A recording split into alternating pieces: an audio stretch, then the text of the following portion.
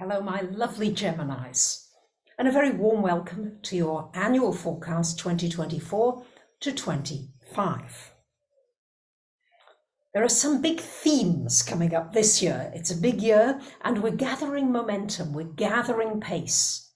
We're moving away from the energy of earth and water, which is slower and more consolidating, and we're moving much more towards air, which is your sign, lovely Gemini, and fire. And this is more of an upward, faster frequency. So hold on to your hat, because this is going to be a big year for you, Geminis, because Jupiter, planet of good fortune, luck, expansion, growth, learning, wisdom, moves into your sign. But a little more about that later. The first big theme is that Pluto will make its way finally into Aquarius proper. And it's moving from your 8th house into your 9th house during this year. And that's a very big shift because it's going to stay in your 9th house for the next 20 years. So that's a big deal. On a more global level, we're moving away from this materialistic focus upon more stuff and more this and more externals. And we're moving to this frequency of air, which is the mental frequency. And that is going to be very much in tune with you, lovely Geminis, because you work on the mental plane. You're very quick. That's why you get so bored so quickly. It's like, oh, gosh, done that, been there, done that. So we're going to have great advances in technology, but more than that, great advances scientifically in how we use our minds much more constructively. Not this yada yada complaining mind, oh, I should have, I could have, and that person, and he did, and she. We're going to learn ways to be able to bring the mind into much more of a focused control. And that may be something that you begin to put your attention into, because when the mind is focused, it's like a sunbeam that can set paper alight, yes? Just by the focus of its beam of energy. So, powerful times. All the Mercury retrogrades are going to be in fire signs, so thinking is going to be sparked by the divine frequencies. If you're ready to go inwards, because retrogrades are always about going inside, and allow yourself to connect with the divinity inside of you, you'll connect with the higher mind. Powerful stuff. And soon, Uranus is going to go into your sign. That's going to be next year, 2025. And that's going to be another big move for Geminis. So watch out, Geminis. You're going to be in the spotlight a lot, probably starting from around May time of this year.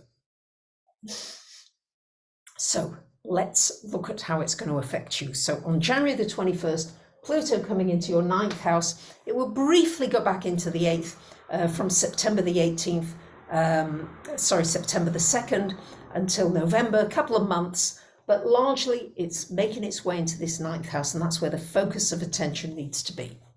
So this is going to deepen potentially your spiritual journey. Many of you may be traveling physically, moving, relocating, but also relocating your center of gravity. Where you've been, you may find, is not working for you, and you're going to be making deep shifts in your spiritual growth and journey. This suggests deep learning, a deeper understanding of everything you've done so far. Yeah, you're going to want to go in digging deep. This could be a time of deep research. You may meet some very deep and meaningful people with whom you connect on a soul level. That's going to be very strong potentially.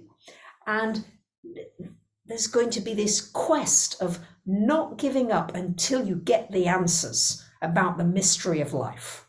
It's going to be really almost like an obsession. Pluto brings out an obsessional energy of like, where am I going to concentrate my focus? So these are deep questions to ask yourselves as we go into this new year, because you're getting a lot of help from the heavens to unveil answers to many of the questions that you've been asking.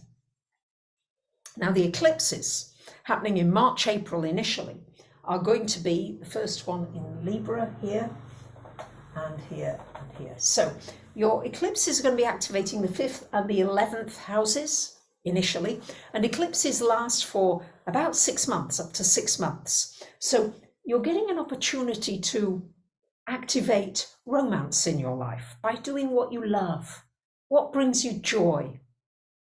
When you feel in love with life, you can create partners and people with whom you have divine romances. And yes, it may bring the twin flames and soulmates, and all of that may be included, but many of us are not at that stage or don't necessarily want that at this point. But you're going to have this divine child within you wanting to be expressed. So this is going to be a time for creativity, your own business, the growth of that business in some way, and spreading your uniqueness, your gifts, and sharing freely with others so that they can benefit from your unique touch that nobody else can give.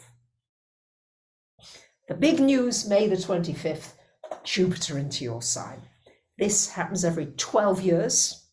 So this is a time for expanding, for learning, for growing, for thinking about how you want to improve yourself, how you want to improve your life.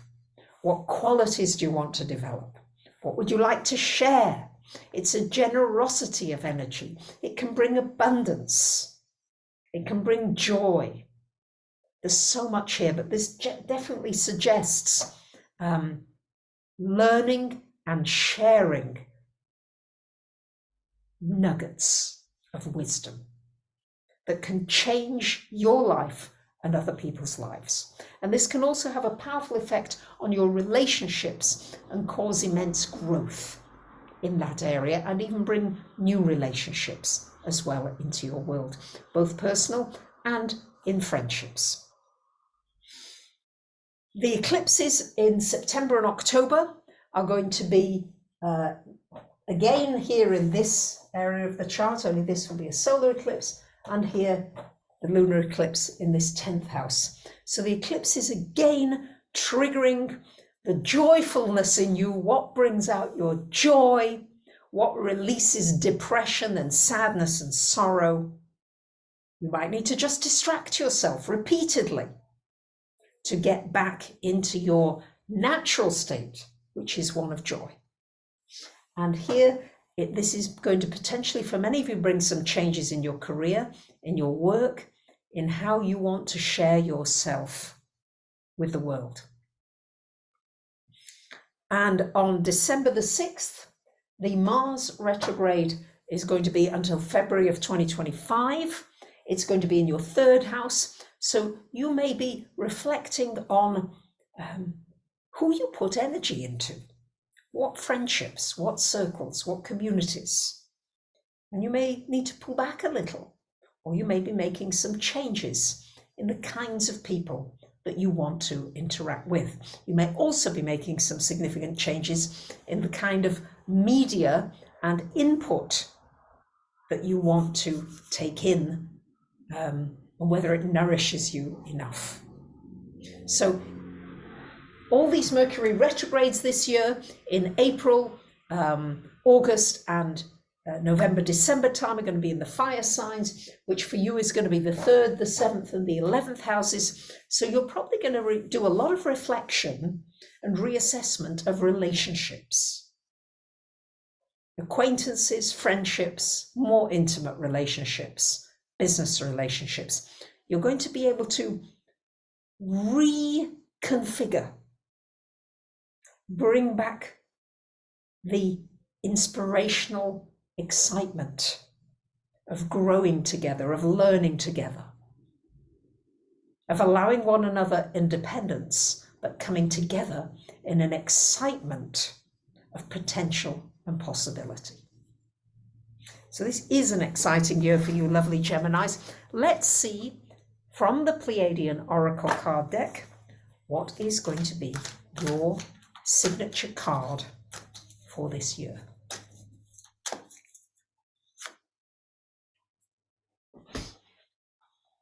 Intuitive flashes. To me, this very much connects in with the mental frequency of just, and you're an ideas person anyway, allow those intuitive flashes to really become something that you use. You activate your mind in a new way, and you may see your whole world, the cosmos, the universes, from wider perspectives, and not take things so personally, and be able to be more detached and not so affected by these ups and downs of the duality of our 3D world. So that's your annual focus. I really do hope that you find this valuable. Please let me know. It's a lot of preparation, joyful preparation, but I'd like to know if I can improve it in any way and whether it's of use to you. Much love to you. Bye for now.